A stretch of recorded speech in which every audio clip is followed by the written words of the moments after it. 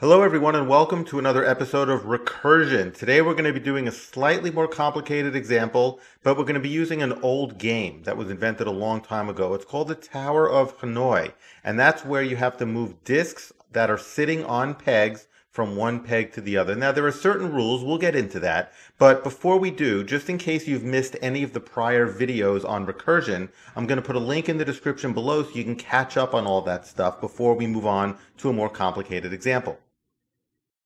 If you want to learn Java programming, or just programming in general, subscribe to this channel. We put out a lot of videos that range from beginner topics to more advanced programming concepts. Also, please like this video, share it with a friend, and write a comment as well. It goes a long way to help promote a channel like this. Now, let's get back to the video. So the Tower of Hanoi was invented by a French mathematician. I'm probably going to butcher this name, Edouard Lucas. Now, he invented it in 1883, and here's a diagram of it. You notice we have a board, we have 3 pegs, and we have disks of varying sizes on the leftmost peg. Here we have only 4 disks, but you can play this game with any number of disks. The goal is to move all the disks from the left peg to the right peg. Of course, we have to follow certain rules. There are only 2. The first rule, you can only move 1 disk at a time. The second rule is that you can't place a larger disk on top of a smaller disk. So for example, if we start by moving the purple or smallest disk from the starting peg to the center peg, we now can't move the red disk onto the center peg because it's larger than the purple one that's already there. So we can move it here. Of course, then we can move the purple disk on top of the red disk. That's okay because the purple one's smaller. We can move the green one here. We can move the purple one here, the red one to the middle, and the purple one to the middle again. Now you notice what we've done is we've cleared the way to move the blue disk or larger disk from the left peg to our goal peg, which is the right peg. So we're going to do that now. Now the only thing left to do is to move all those 3 disks on the center peg to the right peg. Well, the first thing we have to do is we have to move the purple disk here. Then we'll move the red disk here. Of course, we move the purple disk also. Now we've cleared the way for the green disk. Now we can move purple, red, and purple. And now we've won the game. So let's take a look at the recursive algorithm that we're going to use to solve this Tower of Hanoi puzzle. The first thing we have to recognize is we need to move all of the disks that are not the largest to our non-goal peg, our intermediary peg. The reason why we have to do that is because we have to clear the way for the largest disk to move to our goal peg, which is what we're going to do here. The only thing left to do now is to move all 3 disks back to the goal peg. Of course, we also need a way to break out of the recursion, and the way we do that is if there's only 1 disk to move it to the goal peg. Now, why is this recursive? Well, let's examine the first step. Move all but the biggest disk to the other peg. Remember, our goal peg is the right peg. So what we want to do is we want to move all of these to the other peg, the non-goal peg. That's step 1. So how do we actually accomplish that? Well, the first thing we have to realize is in order to do that, we're going to actually change our goal peg. Our goal peg is now the center peg, and we're using only the purple, the red, and the green disk. We're omitting the largest disk. So we're basically doing the exact same puzzle, but on a smaller scale. Now we want to move 3 disks from the left peg to the center peg. The center peg is now our goal peg. So how do we do that? Okay, well, we're going to follow the exact same steps. The first thing we're going to do is move all but the biggest disk to the other peg. Remember, the rightmost peg is now the other peg because our goal is the center. We're then going to move the largest disk to the goal peg, which is the center. And then we're going to move all the other disks to the goal peg. And there we go. Okay, so that's the recursive algorithm. Now we're going to head over to Netbeans and see how we actually program this. So here we are in Netbeans, and as you can see, I've written the preliminary code in order to pop open a frame in my Tower of Hanoi project. Now I just want to let you know that I have already written all this code to open up the frame. I have also written 3 classes, 1 to handle the board, 1 to handle the 3 pegs that are going to be on the board, and 1 to handle the disks that will be on the pegs. Now I haven't written any code in there yet. We're going to do that together. Now, just in case you're only interested in the recursion, I'm going to put a timestamp in the description below so you can skip right to that. Also, this video is going to require you to have a knowledge of how to open up a frame and some graphics. So I am going to put a link to the video on frames so you can watch that if you've missed it. Anyway, let's get going with the Tower of Hanoi. The first thing we're going to do is we're going to create our board. So first we're going to need a couple of variables. We're going to need one to keep track of the width of the board and one to keep track of the number of disks that are going to be in this puzzle. And in our constructor, we'll initialize those.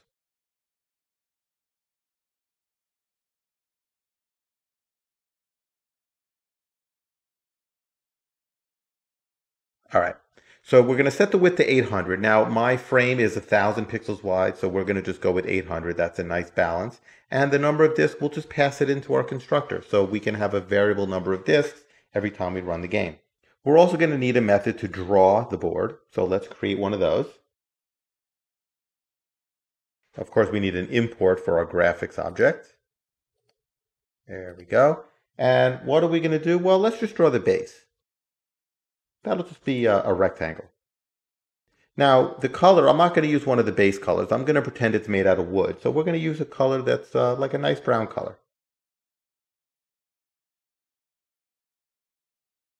And for our board, we're going to start it at position 100, 400.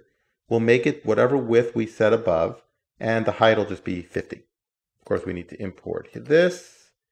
All right, so there's our board. Now in our driver, what we're going to do is we're going to create an instance variable here, and this will keep track of the board. And we need another variable to keep track of the number of disks. So now let's go down to the bottom of the constructor, and we'll initialize those. First thing we're going to do, create the board. All right, the number of disks for now will be, let's just make it 3 for now. And here's our board. Equal new board, and whoops, new board, and we'll pass in the number of disks. Okay, the only thing left to do for now is to tell the board to draw itself in Paint component. And that should do it. Let's run the program, make sure we get our nice wooden board. There it is. Okay, perfect, it's centered, looks good. And now we can continue. All right, time to get to the pegs. So the first thing we're going to do in our peg class is we're going to have a couple of variables that are going to store the position of the peg. So let's create those. Now, just for simplicity's sake, we're going to make the x coordinate the center and the y is going to be the top. The reason why we're going to make the x the center is because when we move our disks, we want to line up the center of the disk with the center of the peg. So if we have a variable that keeps track of the center, we don't really have to do the math. As far as the top, the bottom, the width, the height, we don't really have to worry too much about those because we're not animating the peg. We're just moving the disk over to match the centers up. And that's it. So we have our variables. Now let's go to our constructor. And in our constructor, when we actually make a peg, what we should do is we should pass in the x coordinate of the peg because we're going to want a couple of them. And we should also tell the peg how many disks can we have because without knowing how many disks we have, we won't be able to create the array of disks that are going to be stored on the peg. So anyway, we have, let's initialize these variables. We'll set the y equal to 100. We'll set the width of the pegs equal to 20. And the height of the pegs will be equal to 300. And of course, we're making these variables because in case we want to change them, if we don't like the way it looks, we can always modify them quickly. All right, so now let's make a draw method. So public void, and then we'll call it draw self. And we're going to pass in the graphics object. And then inside this method, what we're going to do is we're going to draw the peg. Let me just do my import.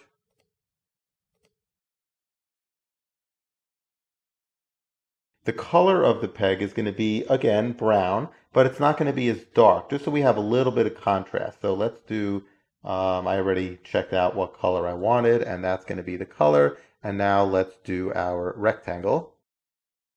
And we're going to draw the rectangle at Well, again, we need the upper left, so we have to do x minus and then the width over 2, and then the y position, the width, and the height. And of course, I need to import my color. Now, there's one thing that I'd like to explain. When we draw these pegs, remember, Java draws things from the back to the front. So we're going to want to draw the pegs first, followed by the disks. However, each peg is going to draw its own disks. So if I draw, say, peg number 1, what's going to happen is the peg is going to be drawn, followed by all the disks on that peg. Then we're going to draw peg 2, followed by all the disks on peg 2. The only problem is when we start moving the disks around, if the disks on peg 1 are moved over to peg 2, those are going to actually appear behind the peg because they were drawn first. And we don't want that. We want all the disks to appear in front of all of the pegs. So in that case, we're actually going to have two draw methods. We're going to have a draw self peg, or pegs, and then we're going to have a draw self for the disks. We're going to get to the disks later, but I just wanted to explain that we're going to actually break up the draw method into two parts, one for the pegs, one for the disks. That way all the pegs can be drawn first and all the disks can be drawn last. So now that we have our pegs drawn, we're going to go over to the board and we're going to create a variable up here that'll keep track of an array of the pegs that we want. All right, and now we're going to come down to our constructor and we're going to create the pegs.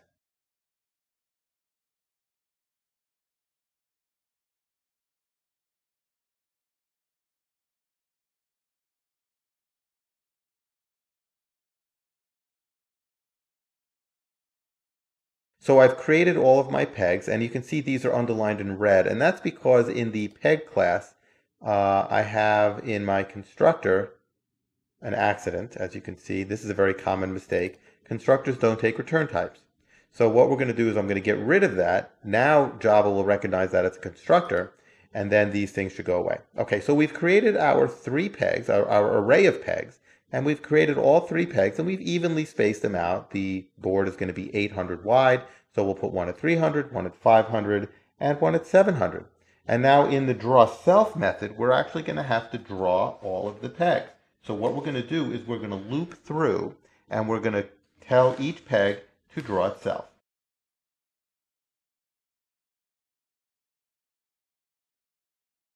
And there it is.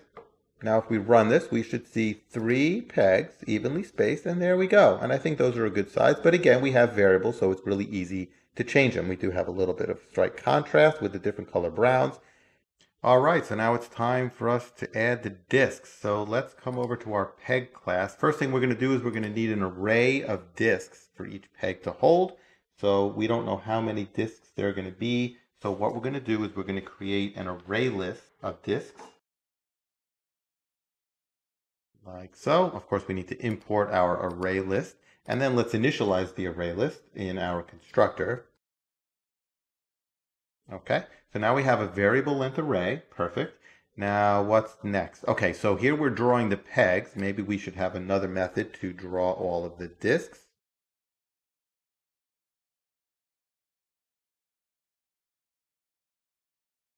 All right.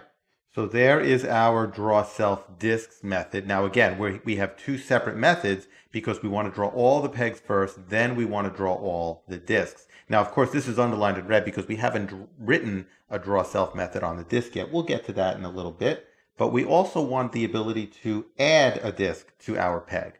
So let's create a method. Okay, so the method is going to be called addDisk, and we're going to pass in the disk that we want to add.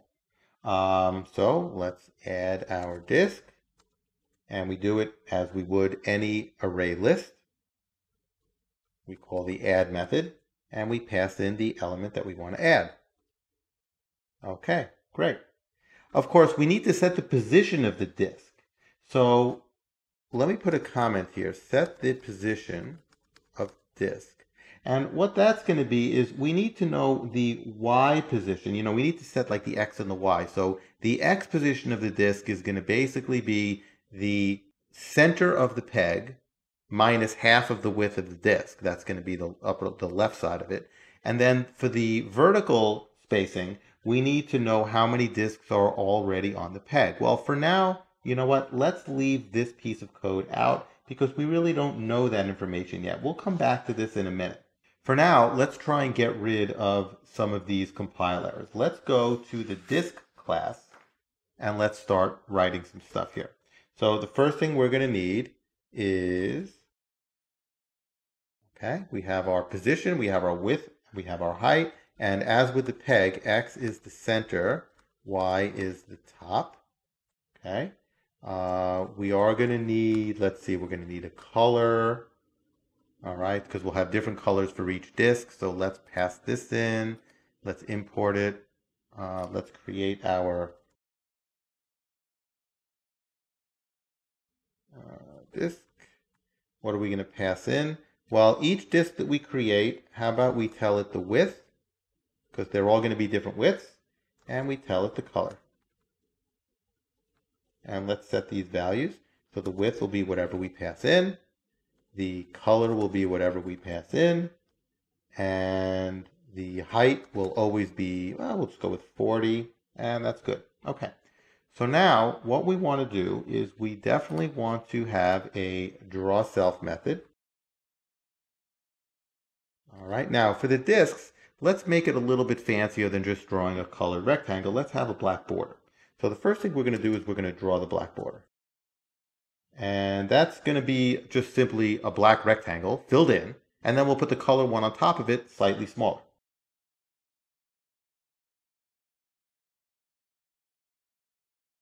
Okay, so there's our black rectangle. So as you can see, the X is the center, so we want to subtract the half of the width to get the left side, Y, width, and height. Okay, so now what we want to do is we want to draw the color, which is going to be slightly smaller. Of course, we're going to use the color that we passed in. So we're going to take away half of our width to get the left edge, but we want to add a few pixels. We're going to add 5 pixels. That gives us the width of our border. We're going to do the same thing here. We're going to go down by 5 pixels to give us a little bit of a border, and then the width is going to be width minus 10, because if we have a 5 border on the left and a 5 border on the right, the width is 10 less than the black rectangle's width. And then since we hard-coded the height at 40, we're just going to say that this is 30. Technically, what this should really be is h minus 10, because we have a border of 5. Okay, so that takes care of drawing self. Of course, we need to import the graphics object. Let's do that. And then the other thing that we need to do is we need to be able to set the position of the disk. So let's create a method here. We'll call it setPosition. And what are we going to pass in? Well, we're going to pass in the X and the Y position of the disk. And all we're going to do is change the position of the disk. There we go. That's our disk. So now let's head back to our peg class. So when we go back to the peg class, when we add the disk, what we want to do is we want to set the position of the disk as we said. Okay, so the first thing we have to do is we have to get the last element of the disk. We have to get the last one that we just added right here. So what we're going to do is we're going to say disks.get typical array list stuff, disks.size -1. So this gets me the disk that we just added. Now on this object, we want to say set position. And what do we want to pass in? We want to pass in the X and the Y position of the disk. Well, the X position of the disk, which is the center, don't forget, is really the center of the peg. So we just pass in X. However, the Y position of the disk is going to be the Y position of the peg plus the height, which is basically the bottom of our peg. But then we want to take away something. We want to take away the number of disks times the height of each disk. So we want to check the disk that we're passing in. We want to get the height of that disk, and then we want to multiply it by the number of disks that we have. Okay, so that would move up the disk to the right position. Of course, we need this method coded on our disk. So let's go back to our disk class and let's write our method getHeight. There we go. Let's go back to the peg, and if we save, That should allow us to get the position of the disk when we add it to the peg. All right, now we want to go back to our board class, and we want to tell the board that we need to add disks to the peg. So let's go to our constructor right here, and let's create, you know what, let's actually have a whole bunch of colors. So before we go there, let's create an array of colors. And then what we're going to do is in our constructor, we're going to set this colors, new color. Let's say we'll have 7 different colors. I made that a plural, didn't I? Yes, okay. And now let's set all the different colors. And I'm going to just copy and paste this code. And let's change these colors. So we'll start with blue, then we'll go to magenta.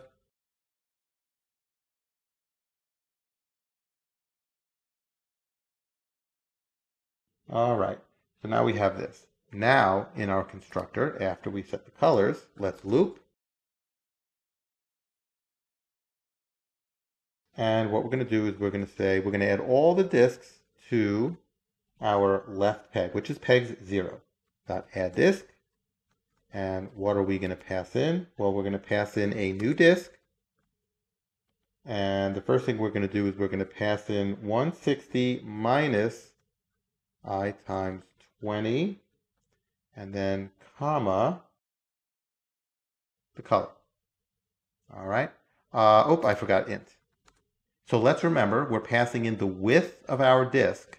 So the width of our disk we'll start at a base of 160, and we'll decrease it by 20 each time. So every disk we go up by 1 level, we're going to take 20 off of the width, and then we're going to also pass in the appropriate color.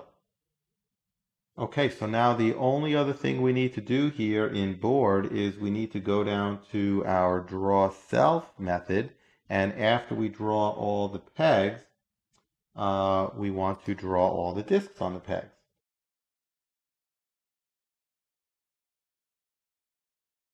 And as you can see, we want the disk to appear in front of the pegs. That's why we actually have to have 2 different methods. And there we go. Let's run this, make sure we can see our disks, and there they are. Perfect, perfect. So before we get into the actual coding of moving the disks, I want to explain exactly how it's going to work, because it is a little complicated. What we're going to do is we're not going to move disks immediately. We're going to create a queue or a list of peg movements that are waiting to happen. So what we're going to do is, let's say we want to move the purple disk from the left peg to the right peg. We're going to add that to the queue and say, okay, we have a movement waiting to go from peg 0, or the left peg, to peg 2, or the right peg. And we're going to just queue up a whole bunch of disk movements. And we're not going to start it yet. The movement's not going to happen yet. We're just going to have a list. Then, when we're ready to start the sequence, the animation, we're going to take a look at the queue and see that the first thing that was added to the queue is a movement from, say, the left peg to the right peg. It's going to process that movement and move the disk graphically. Once the movement is done, then we'll move to the next item in the queue, and so on until we get to the end of the queue, and now the queue is empty. Then the simulation is over. The reason why we're doing it this way is because each disk movement is comprised of 3 actual sub-movements. Let's take a look at what those things are. Now, each disk, when it's ready to be moved, well, the initial state is that it's waiting. It hasn't been moved yet. Once the simulation starts, or once the prior movement is done, the program is going to take a look at the queue and say, oh, there's something waiting. Okay, I'm ready to go. So let's change the status of the disk, the purple disk, to moving. What does that mean? Well, the first thing we have to do is move it up. Then we're going to move it horizontally over to the goal disk, or goal peg, I should say. Then we're going to move it down. And after it moves down, we're going to mark that as complete. Once that disk is complete, we're now going to move to the next movement logged in the queue, which may be the red disk, and we'll take care of that. We'll notice that it's waiting, we'll change it to moving, and then we'll move it up, horizontal, and down. We'll mark it as complete. We'll move to the next movement that was logged in the queue, and so on and so forth. All right, so we're in Netbeans, and now let's go into our board class. And in the board class, what we're going to do is we're going to create a variable. this one here is going to, this will store the queue of moves that need to be done. Okay, so this will actually be two arrays. The first array will store the starting peg that we're going to move a disk from, and the second array will store the ending peg where we're going to move the disk to. And now we're going to create a variable, which is going to be a string array, which is going to store the state of that element of the queue. And let's put a comment here so we explain exactly what it is. Okay, so it's going to store the state of whatever move we have logged in these two arrays. From this peg to this peg, what's the state? Did it start yet? Is it currently in process? Is it done? So the values are going to be waiting. So this move is waiting to start. Another value could be moving. So this, if it's moving, that means that the disk is actually animating on the screen, moving from the start to the end peg. And if the state is complete, that means that this disk has reached its final peg and the move is complete, which means that whatever code is processing this queue will be basically, it'll indicate to that process that, hey, this move is now done, move to the next one. Now, because each disk has to move in three different ways, it has to move up. When it's done, it has to move either to the right or to the left. When that's done, it has to move down. We need another variable. Those are the different directions that it could be doing. And this will store the state of that, and we'll call it a substate. Okay, because it's the state of the move, the current move, that's being done only when we're in the process of moving. All right, now we also need a variable that's going to keep track of which move we're on. Which one are we currently doing? And I think we will, well, because the array start at 0, maybe what we'll do is we'll say -1 means it hasn't started yet. Meaning we haven't started processing the queue yet.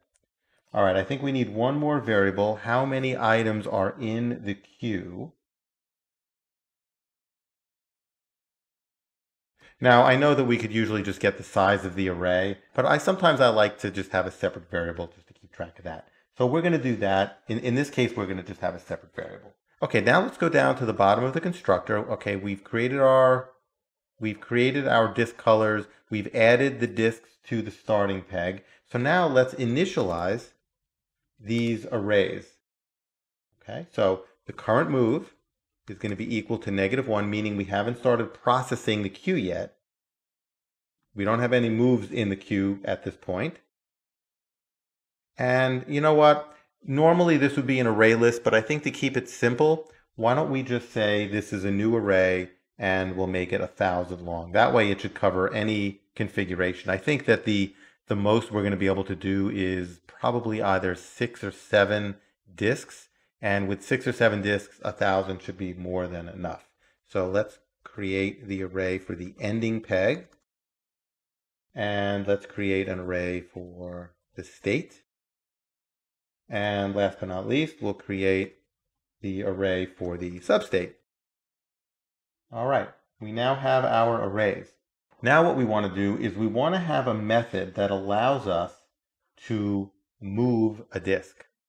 So what's going to happen when we actually move a disk? So let's create this method. All right, so we want to move a disk from a starting peg to an ending peg. Okay, so we're going to pass in the two pegs, the start and the end. We need to have a variable to keep track of the disk that we're moving. So let's get the top disk on the starting peg. Okay, so D equals dot get top disk. Okay, so this method will return the disk that's the topmost disk on this peg. Of course, we haven't written it yet. We'll do that in a little bit. We know we're going to need one. So I'm just going to write down on a little scratch piece of paper that we have to write a method get top disk. In fact, you know what we're going to do? we're actually going to go into the peg class right now and create that method, getTopDisk. Okay, and we haven't done anything yet. We'll keep it as red. It has to return some disk. We'll code that in a little bit. All right. Now what we want to do is we want to actually we want to move the disk. So the first thing we're going to do is we're going to check to see what the status of the disk is, the substate of the disk. In other words, is it currently moving up? Is it currently moving horizontally? Or is it currently moving down? That's what we're going to have to check. So let's do an if statement. We're going to say if Q substate. Which disk are we moving? Well, we're looking at the current move. Okay, remember, the current move is the pointer to the item, the element in the array that we're currently moving, we're currently processing. So if the substate is equal up, okay, let's put that. Let's do an else if. And in our else if, we're going to check to see if it's equal to horizontal, and otherwise it's going to be equal to down. So let's just copy this code. Now remember, this method is only going to get called when we're trying to actually move the disk, meaning the disk is actually animating. So it's going to be either up, horizontal, or down. This will be horizontal. Okay, so let's put a comment in here. The disk is currently moving up. So the new position of our disk is going to be equal to d.moveUp. Okay, so let's move. Oh, we need a variable. We need this variable. We need to declare it. That'll be an integer. Okay, and this will be the y value. The new position will be the y value, and we need a method on our disk to move the disk up. So we'll get to that in a little bit. We know we're going to need it, so I'm going to just write down on a scratch piece of paper that we have to write a move up method, which will move the disk up and return the new y value. So now, after we've moved the disk up, what we want to do is we want to check to see if the new position is less than or equal to some value, some like maximum value where the disk is done moving up, it's above the peg, and now we want to start moving it horizontally. So let's just pick a value of 50 and see if that works. I think that should be fine, but we'll just double check. All right, when we run it, we'll double check to make sure it goes high enough. So now if the new position is less than or equal to 50, that means the disk has reached the top of its movement, right? Which means we need to now start the horizontal movement. And in order to change the movement to horizontal, all we need to do is change the substate of this current move to horizontal. And then when we do that, the next time we come into this method, we're not going to come into this piece, we're going to come into this piece, and we'll do some horizontal movement. Okay, so now let's handle that. So the disk is moving horizontally. So we're going to move it toward the end peg, right? It could be left, it could be right, we don't know. But we're definitely going to be moving it horizontally. So let's check to see if the peg start.getX is less than, okay, so if the x value of the starting peg is less than the x value of the ending peg, in other words, the starting peg is to the left of the ending peg, then we want to move the disk to the right.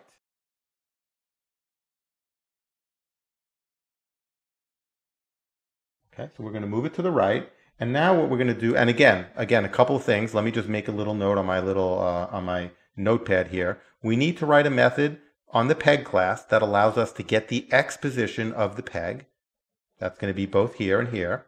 And then we also need to write a method on the disk class that allows the disk to move to the right. We already have one to move it up, which returns a new y value. Now we're going to move the disk to the right, and we're going to return the x position of the disk. We haven't written that yet. Let's just stay with this so we don't lose our train of thought, and we'll go back and we will code all of these methods when we're finished here. So we've moved the disk to the right at this point. we have the new X position. Now we need to check to see if the new X position is greater than or equal to the X position of the goal or ending peg. And if it is, what we're going to do is we're going to stop the movement. And again, once we're ready to start the downward movement, all we need to do is change the substate of the current move to down. And then, instead of it coming in here, in this else if, it'll go down into the else. We have to say else, and what we're going to do is we're going to copy this code, and the ending peg is now to the left of the starting peg. And because the ending peg is to the left of the starting peg, what we're going to do is we're going to do a move left method. So we need to write that. We need to write that method as well. Let me just make a note on my notepad.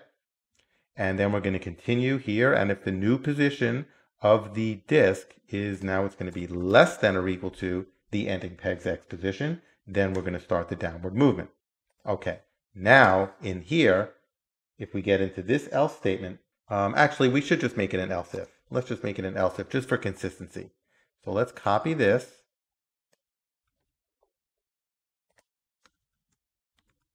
And we're going to say if the current state substate is equal to down, okay, in this case, what we're going to do is we want to say new pos equals d dot move down. Okay, let me make a note we have to make sure we code that method as well. We're going to be able to move the disk downward and return the new Y position of the disk after it moves. And then we're going to check if the new position this time is greater than or equal to. Now what we need is we need to be able to ask the ending peg a question. What is the Y position of a new disk that will be placed on you? I need to ask this peg, where would a new disk be placed? What vertical Y position would it be? So let's make a method, get new disk Y. I'm going to have to make a note on my notepad. It's getting quite long. We have a lot of methods to write, but I think it's good to do it this way because that way we don't lose our train of thought. So let's make a method when we get there on our peg that says get new disk Y, and it will return a Y position of a new disk that will be placed on that peg. And if we get there, what we want to do is, let's put a comment, the disk has reached the bottom of the ending peg. So we're done moving down. So how do we end our movement? Well, we don't have to change the substate. This time, we change the actual state. The current move is now complete. So now before we actually go down to our peg and disk and start writing these methods, what we should do is we need a few more methods on this board class. So one of the methods is going to be, let's just write this.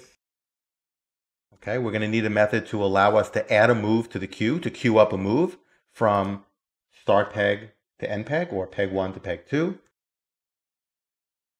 Okay, and how are we going to handle this? Well, when we want to queue up a move from peg 1 to peg 2, all we need to do is add 1 to the number of moves on the queue.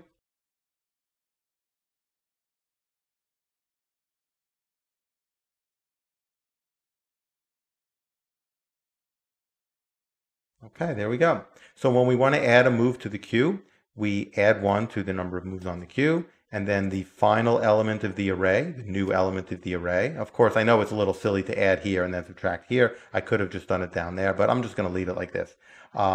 So we add the starting peg, we add the ending peg, and then the state of that move is waiting because we haven't started it yet.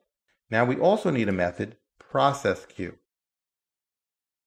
And this method is going to actually process something that's on the queue. What's happening? Are we currently moving a disk? Are we done moving a disk and now we're ready to move to the next item in the queue? Is the queue empty? What? So the first thing is we're going to see if there are any moves on the queue. Okay, so if there are no moves on the queue, we don't have to do anything. So we're just going to return. Okay. Now, the next thing we're going to do is, have we started the queue? Are we currently going through the queue and processing moves?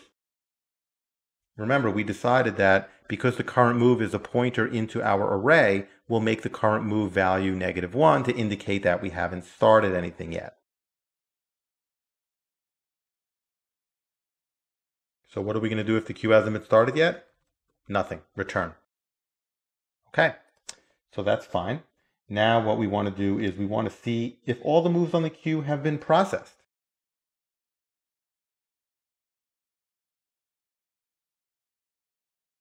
So what are we going to do if all the moves have been processed?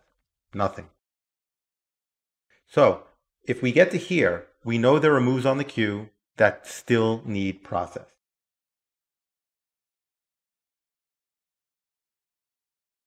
Okay. Is there a move waiting? Okay, it's possible that there's a move waiting. Else if, and then we're going to check the state of the current move. So the possibilities are waiting. It could be in the process of moving. It could also be complete. That's possible as well.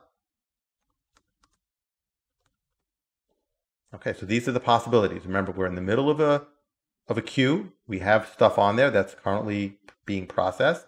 The three possibilities: the current move is waiting to start, it's currently in the process of moving, or it just finished. So what happens if it's waiting to start?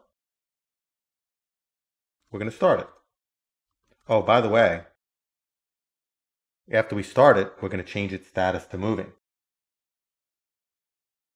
Okay, so now it's going to be moving. Remember, when a move is just about to start, remember, we're just taking a move off the waiting list, and we're saying, okay, start your movement, start your movement. Well, what happens? Disk has got to start by moving up. And then we're going to move our disk. We're going to pass in the starting peg and the ending peg. Okay, there we go. That's what happens when we take a movement that's queued off the waiting list. We change it to it's now moving. We start it by moving up, and we say, okay, move the disk. What disk? Well, this is where we start. This is where we end.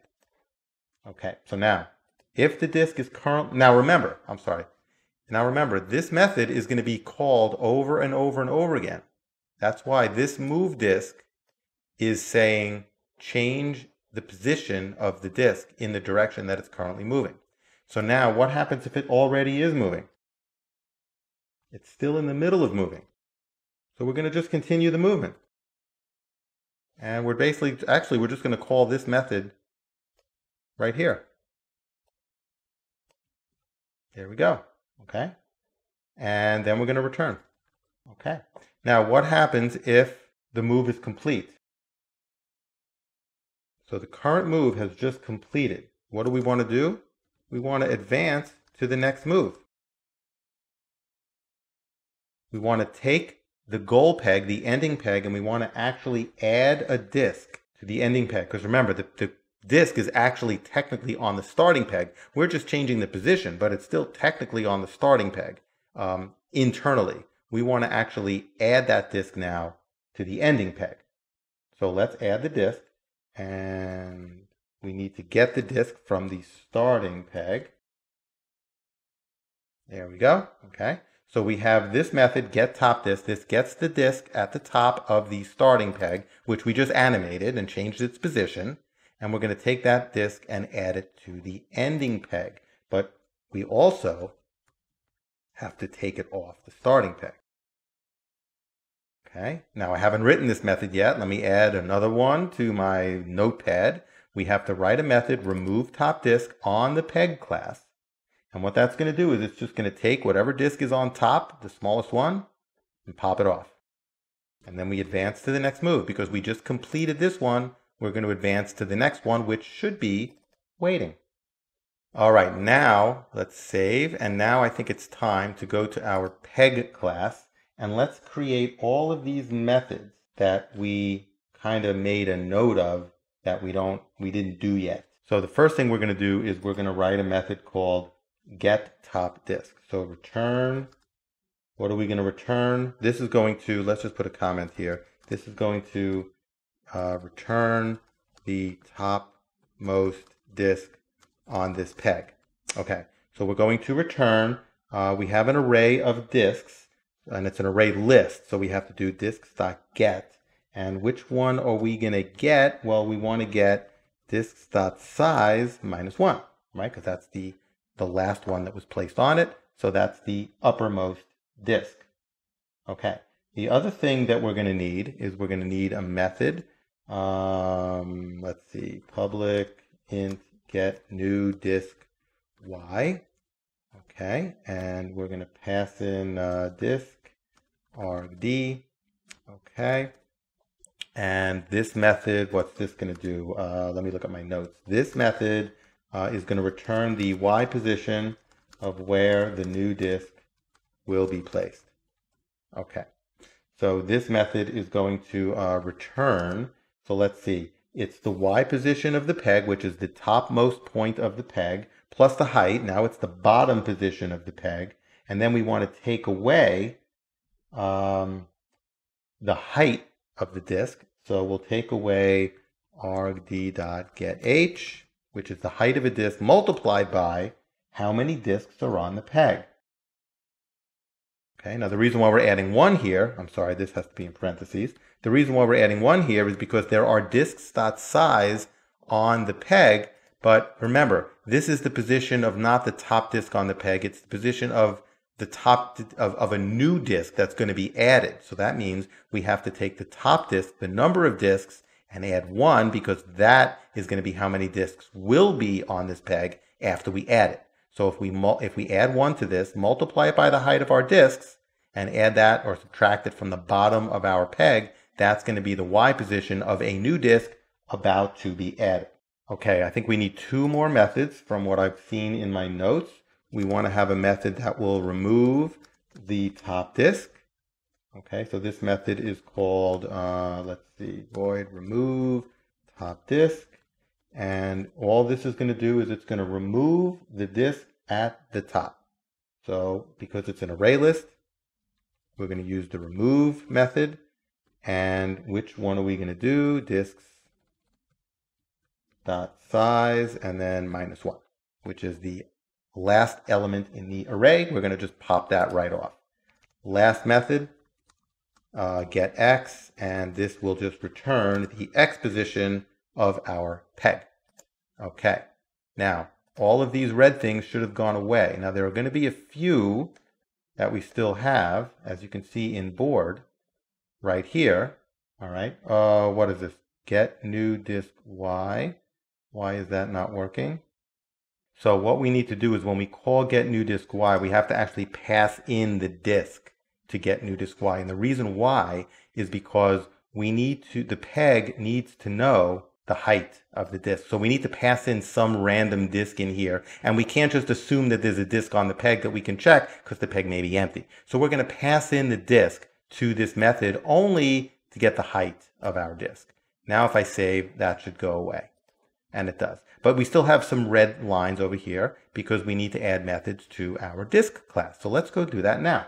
Okay, so in our disk class, what we're going to do is we're going to add a couple of methods. We're going to add move left, move right, move up, and move down. So let's go down to the bottom here.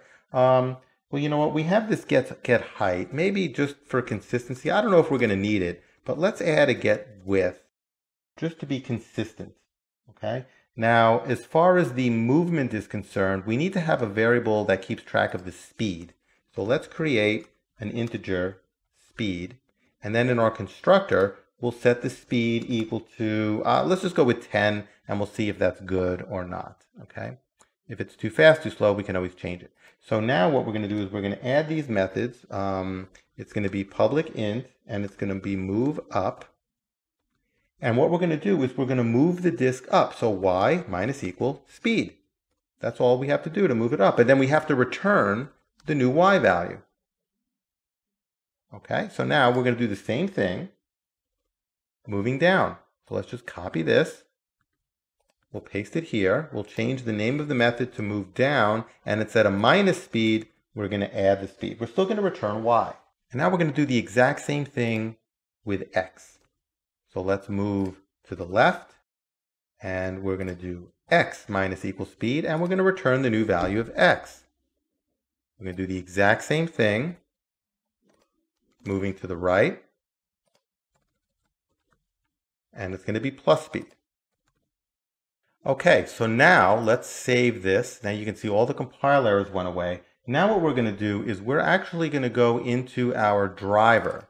And we're going to go into the driver here, and right in here where we create the GUI, we're going to actually add a button. So we're going to say JButton, button solve equals, that's a new JButton. Okay, and I've already done the import for that up here. As you can see, we have JButton. So that adds a button to our frame. Not quite, it just creates a variable. Let's add the rest of the code.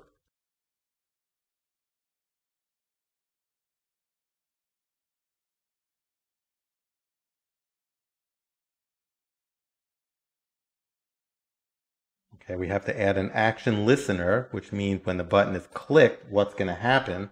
So we need to override that. Public void, and then we're going to have the action performed.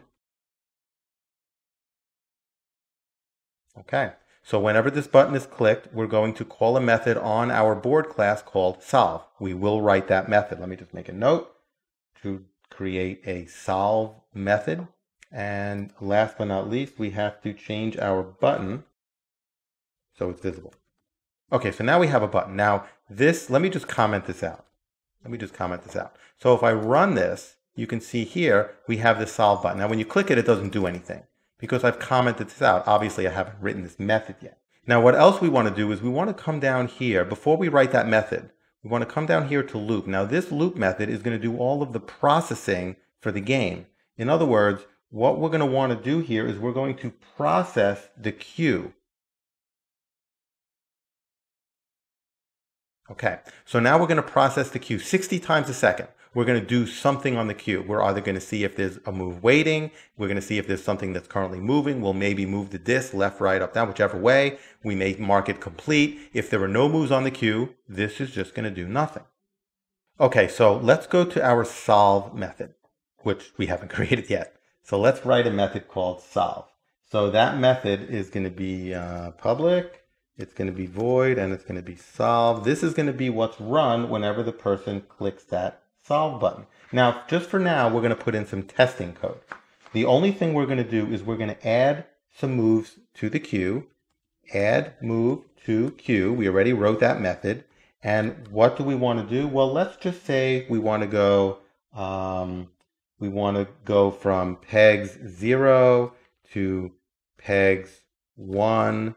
Let's create another one. We'll move peg 0 to peg 2. And then let's also move peg 1 back to peg 0. Okay, so it's going to move the left peg, the disk from the left peg to the middle. Then we're going to move another disk from the left peg to the right. Then we're going to move one from the middle back to the left. Okay, and then what we're going to do is we're going to start, well, hold on, let's just run this and see what we see. Okay, we'll click solve, and you can see nothing's happening. That's because we've added stuff to the queue, but we haven't actually started the queue. So what we're going to do now is we're going to say current move equals 0. That should start the queue. Now again, this is all test code. We're going to replace all this. We're just going to test to see if this works.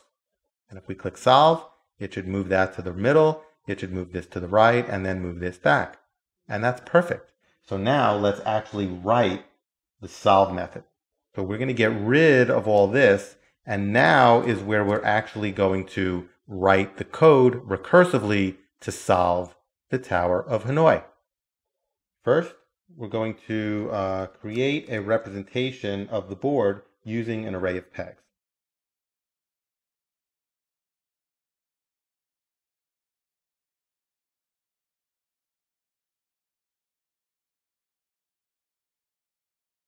So let's just remember that we have a variable numDisks.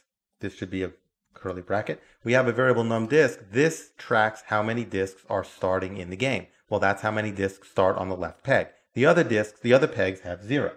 Now what we're going to do is we're going to call the recursive method that will solve the Tower of Hanoi and keep getting smaller and smaller and smaller. Typical recursion.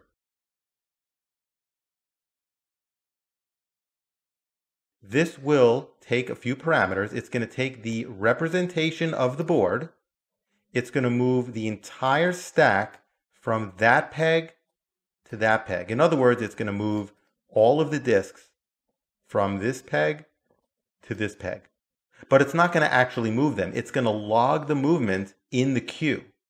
Then we want to start the simulation, just like we did before. Remember, current move equal -1 means we haven't started yet. As soon as you make it 0, the methods that check that will automatically see that it's now started. We now have move. We now have a move to process, and we will process it. Now we need to make our actual recursion method.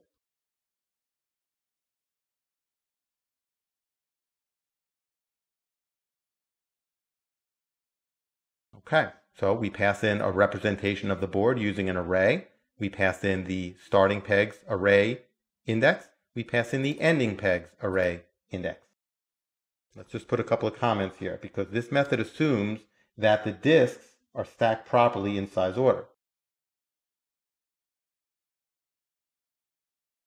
which is the first thing we need to do, is check the number of disks on the starting peg. So we're going to remember this array, P, only keeps track of how many disks are on the peg. Remember, we're assuming that they're all stacked properly. So all we need to do is check to see if P of start is equal to 0. That means that there are no disks on the starting peg.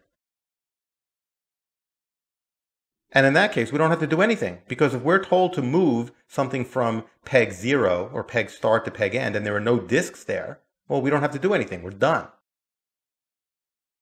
What happens if there's only one disk on the starting peg? Well, we're going to assume that that one can just move to the ending peg. Remember, we're assuming that everything has been stacked in proper order, so there's no case where there could be one disk on this starting peg and we'd be moving it to the ending peg illegally. That can't happen because we're assuming everything is stacked properly. Okay, so we add a move to the queue.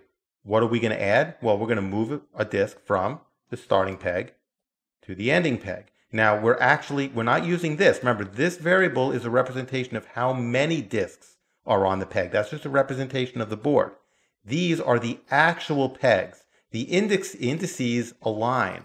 So if we want to move a disk from peg 0 to peg 2, it's the same thing here. We're going to move a disk from peg 0 to peg 2. This time, we're actually going to use the real pegs, and we're going to log the move in the queue. Now, if we get to this else statement, that means that there are multiple moves on disks on the starting peg. So what do we want to do? Well, we want to actually do our recursion, which is move everything but the largest disk first to the intermediary peg. Then we want to move the large disk from the start to the end. And then we want to move all the disks that we temporarily put on the intermediary peg to the ending peg. Okay? So what we're going to do is we don't want to modify any of these values. So what we want to do is we want to create a temporary representation of the board. And the array is going to be the exact same. Let's just use the exact same values. Okay, so there is a copy of the board that we can now modify, but what we want to do is we want to omit the bottom disk on the starting peg. Okay, so all we need to do is take one disk away from that. Okay, remember, this array, and this array only keep track of the number of disks on the peg. So if we want to take off the bottom disk, we just have to take one away from the value, because it's only keeping track of the number of disks. It's not the actual disks. That's these arrays. Now we're going to do the recursion. So we're going to move everything we're going to take this board position and move all the disks from our start, which is one less now because we took off the big disk. We're going to move all of those disks to the intermediary peg. But we need to figure out which peg that is. We have a starting peg, we have an ending peg. What's the value of the intermediary peg? So let's create a variable for that. And now let's calculate it. So if the starting peg and the ending peg are both not 0, then that's got to be the intermediary peg. Of course, we're going to use the same logic. If they're both not 1, then that's the other peg. Okay, so now that we have created a temporary configuration of the board minus the largest disk on the starting peg, we've now figured out what is our intermediary peg where we can temporarily move things. What we want to do is we want to move our stack, so we're recursively calling this method that we're in, but this time we're going to pass in the temporary configuration, and we want to move that temporary configuration from our starting peg to our intermediary peg. So after we do that, now we want to be able to move, we should be able to move the bottom disk, which is the only one remaining, to the ending peg. So let's log that move into our queue. Okay, now that we have the largest disk moved from the start to the end, what we want to do is now we want to move the temporary stack that we put here on the other peg. We want to move that from the other peg to the ending peg. Because remember, that was just a temporary move.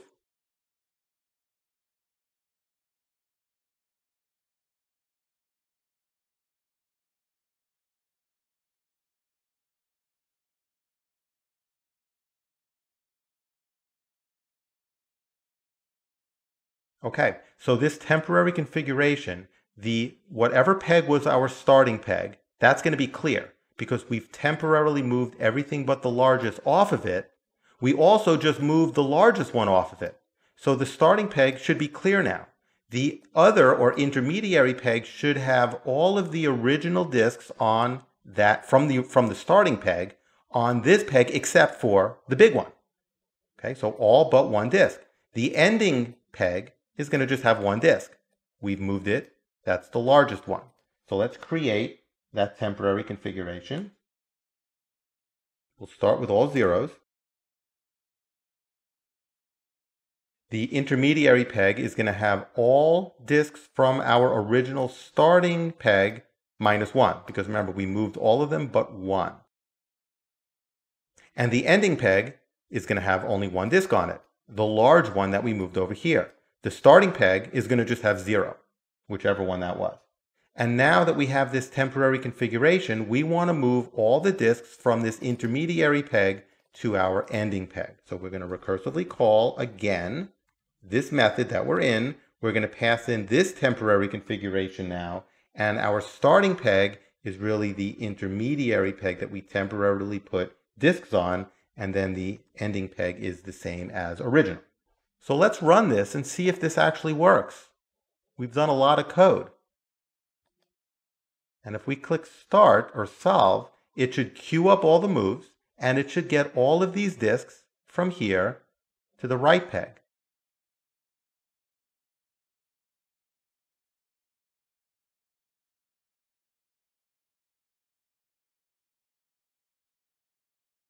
And that's absolutely perfect. We've now written a recursive algorithm to solve the Tower of Hanoi puzzle. Now you can try and write this non-recursively. In fact, that could be a challenge that I offer to you. Try and write this non-recursively. Now it's obviously going to be a long program because we have all of this code that deals with drawing and this and that. But if you're just writing the recursion, move, stack, and solve, I challenge you to try and write a non-recursive algorithm to solve the Tower of Hanoi that's shorter than this. And I don't think you can do it. If you can, please leave it in the comments below. I'm interested to see. In any event, I'd like to go over to the main driver in order to close this video. I'm going to change the number of disks to 7. And in closing, I'm going to leave you with a beautiful example of solving the Tower of Hanoi with 7 disks. Enjoy!